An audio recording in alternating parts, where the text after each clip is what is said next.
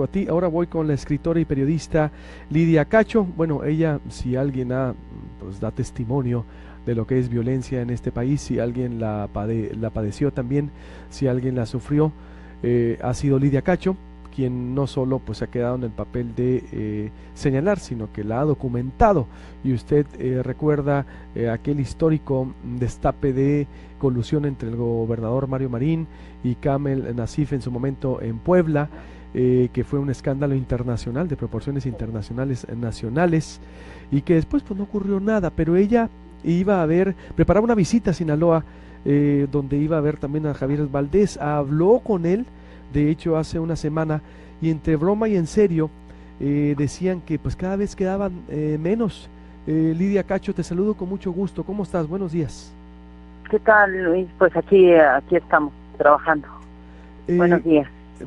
¿Cuál sería tu valoración? Hoy hay una reunión de emergencia en Los Pinos, no sé si esperar mucho, pero de lo que está ocurriendo con esta violencia inédita, porque tu caso fue ciertamente uno de los primeros, pero Una de las cosas que acaba de mencionar para cerrar, Daniel Moreno, es importantísimo.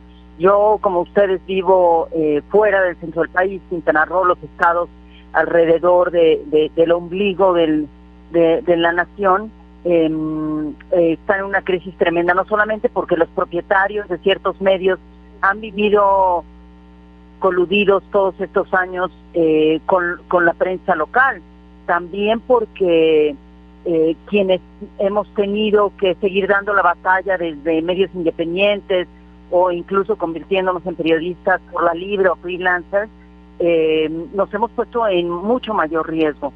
Yo creo que aquí hay dos temas importantes. Uno de ellos, que yo platico con Javier desde la FIL, Feria del Libro de Guadalajara, donde presentamos este libro de narcoperiodismo, es una autocrítica al periodismo que nos estamos haciendo, no solamente gente de mi generación, sino las y los más jóvenes, que es importantísimo hacer. Y esta autocrítica tiene que ver con que hemos roto el paradigma del periodismo tradicional y eso nos está costando la vida. Estamos rompiendo ese diálogo secreto por debajo de la mesa que tenían y que algunos dueños de medios, de los más grandes medios del país, siguen teniendo con el Estado, con el poder. Y por otro lado tenemos clarísimo, quienes nos persiguen, quienes nos acosan y nos hostigan, son los mismos gobernadores, alcaldes, diputados, senadores, son quienes interponen denuncias en nuestra contra cuando decimos la verdad o cuando desvelamos cosas que no quieren que desvelemos. Entonces, la complejidad de esto es que quienes tienen en sus manos el sistema de justicia son justamente quienes nos persiguen. En el caso de Javier, que muy probablemente el asesinato está vinculado con la delincuencia organizada, si leemos sus últimas piezas podemos deducir que hay ciertas líneas de investigación que se deben seguir. No hubiera sucedido esto si el Estado fuese fuerte, si al Estado le interesara que la prensa fuera libre y que hubiese democracia en México, pero la verdadera crisis del periodismo es el resultado o el daño colateral de la debilidad y el desmoronamiento de una democracia simulada, que es lo que estamos viviendo en México. Ahora, creo que también hay otro lado de la moneda, que es quienes estamos haciendo periodismo de investigación por todo el país, quienes nos estamos metiendo a los hogares, viendo las cosas, hablando con los niños y las niñas, etcétera.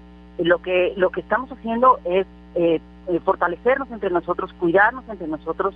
La experiencia de cada quien es distinta. Para mí la experiencia es que sí, la prensa está unida, que la mayoría de las y los reporteros que andamos en las calles y que pisamos todos los días en los hogares de los demás, sí nos unimos, sí nos protegemos, nos cuidamos, nos estamos todo el tiempo monitoreando. El problema no es si nos cuidamos o no nosotros, el problema es que cuando no hay Estado de Derecho y la vulnerabilidad aumenta, la delincuencia organizada decide quién es su tiro al blanco en ese momento para poder pelear una plaza, como sucedió con Miroslava, para forzar a un gobernador a que tome decisiones con qué cártel se pone de acuerdo y con cuál no, para castigar a un medio que sigue haciendo la tarea, aunque los propios narcos ya están infiltrados en ciertos medios o en la mayoría, sobre todo desde el centro hasta el norte del país. Entonces, las complejidades son variadas.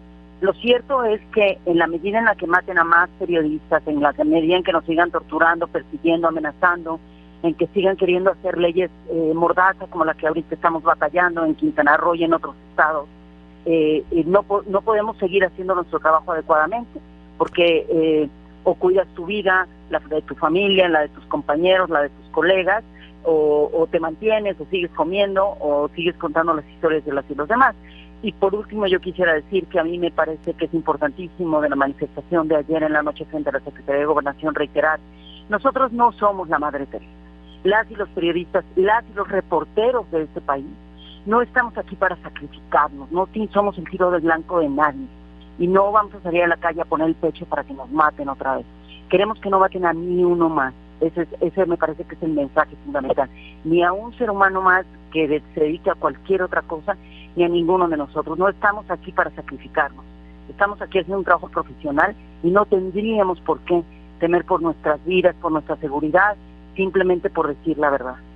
Plenamente de acuerdo. Por último te pregunto, Lidia, porque sé que te vas a ocupar, estoy hablando con la escritora y periodista Lidia Cacho sobre la violencia que azota al periodismo de manera inédita en el país. Dijiste algo clave que yo también creo, porque decías que nos persigue, acosa y hostiga son los gobernadores y alcaldes. Exacto, porque son los quienes tienen las reglas del juego. Yo le decía ahorita a Daniel, a ver, sí es un delito federal, se federalizó la agresión contra periodistas, pero se ha estancado, Lidia, es decir, aquí vivimos Alfredo Jiménez, yo fui compañero de él, fue una de las primeras desapariciones en el país, y llegan a la PGR los casos y no ocurre nada. Entiendo que es para que haya una mayor protección de este delito, pero ¿no debieran ser más responsables también los gobiernos estatales de lo que ocurre con esto? Es decir, por lo menos dar más garantías también, Lidia. Claro, la paradoja aquí es que se federalizan los delitos justamente porque se cree que son los gobernadores y los alcaldes los que nos persiguen y los que sigan a los medios o los intentan comprar. También tenemos que reconocer que hay una gran colusión, una gran corrupción dentro de nuestros propios colegas, no todos, pero hay muchos colegas que sí están dispuestos a venderse y a vender su pluma, y por cada colega que se vende, otro colega pone su vida en riesgo, a veces sabiéndolo y a veces sin saberlo. Pero cuando el gobierno federal tiene en sus manos las riendas de la Procuraduría General de la República, cuando las fiscalías son una simulación brutal, como en todos los casos, el mío tiene 10 años, el de tortura policíaca, y la PGR, la Fiscalía Especial, decidió después de 10 años detener a uno de los policías que me torturó solamente porque fuimos a Ginebra y llevamos el caso a las Cortes Internacionales. Después de 10 años. El problema es de 10 años llevo, y todavía acabo de enfrentarme hace poco con mi torturador, el policía que está preso. Y si le dan cárcel, o sea, si ya lo sentencian por tortura que está totalmente demostrada, le darían 7 años solamente por tortura policíaca, es decir, y lo vamos a lograr, estoy segura, porque tenemos que sentar precedentes. Pero el tema es, ¿quién tiene 10 años para dedicarle a este tipo de persecución, a las amenazas permanentes? Pues no todas, no todos tenemos la persistencia y la resistencia para hacerlo. Y la otra cosa, por supuesto, es en la medida en la que el presidente de la República y las propias fiscales y jueces sigan protegiendo a los gobernadores y a los alcaldes que nos persiguen, o a los que nos han mandado torturar, o a los jefes policíacos, para que no se descubra la cadena de mando de la tortura, de las desapariciones o de las persecuciones, nada va a cambiar, no importa si es federal o local. El problema es que el Poder Judicial no tiene independencia, y sí hay jueces, y sí hay ministerios públicos, y sí hay policías investigadores, hombres y mujeres serios, dignos, éticos, que están tratando de dar la batalla desde dentro de un corazón de un sistema de justicia podrido. Y es también en nuestra batalla, porque estamos evidenciando al mismo tiempo nuestros propios casos. Lo hace Diego Enrique Osorno, lo hace Marcela Turati, lo hago yo, lo hacemos más de 200 periodistas a lo largo y ancho de todo el país. Es decir, estamos documentando los casos de las y los demás, y al mismo tiempo los nuestros propios, para demostrar cómo el sistema de justicia está pulverizándose. Terrible, Lidia. ¿Qué esperar por último? ¿Qué esperar? Porque sé que te tienes que ocupar de esta reunión, porque es inédita también este llamado. Por lo menos ya se están reuniendo para ver específicamente casos de periodistas en Los Pinos, y están convocados todos los gobernadores. Mira, lo que tenemos que trabajar, y lo que deberían de más que hablar, es demostrarnos en esta reunión famosa de Los Pinos, es que Campa deje de hacer estupideces y decir mentiras, es que el presidente de la República deje de hacer estupideces y decir mentiras, y de una vez por todas respete la división de poderes y se persiga a los gobernantes que nos están persiguiendo y que están persiguiendo a la sociedad y que la están desapareciendo. Es decir, la impunidad mata, y esa es la frase de las y los periodistas, pero también es la frase de todo México. en la medida en que no podamos erradicar la impunidad en todos los sentidos, van a seguir asesinando y desapareciendo a la gente. Los niños y niñas mexicanos necesitan saber que tienen derecho al futuro.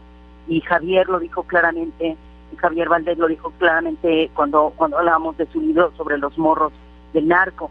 Les están arrebatando el futuro y la posibilidad de creer que... Gracias, un abrazo. Igualmente, Lidia Cacho, escritora y periodista contundente, ya le escuchó usted, y si alguien sabe de violencia y si alguien ha sufrido es ella. Corte y vuelvo. Jorge Restrepo, de los Estudios para la Violencia en Colombia, una visión internacional, lo que ocurrió ayer en Hermosillo, el biólogo José Sarucán y mucho más.